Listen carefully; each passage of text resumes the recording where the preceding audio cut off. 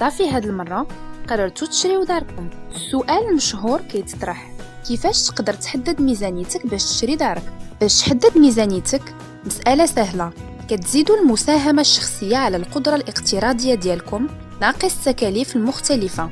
المساهمة الشخصية ممكن تكون الادخار الشخصي، إرث، هبة إلى آخره. البنك غالباً كيطلب مساهمة شخصية 10% في المتوسط. أما بالنسبة للقدرة الاقتراضية، باش تعرف شحال تقدر تتسلف خاصك تحدد مبلغ القسط الشهري اللي كيتضمن الفوائد والتأمين في حالة الوفاة أو العجز عن العمل.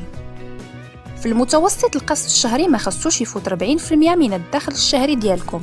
هذه طريقة مبسطة للحساب. مثلا كتاخد القسط الشهري ديالك وتزيد عليه أقساط القروض الأخرى إلى كاينة، وتقسمها على الدخل الشهري ديالك وتضربها في 100، كتخرج ليك 31%. مبروك عليك، ما وصلتيش ل 40%.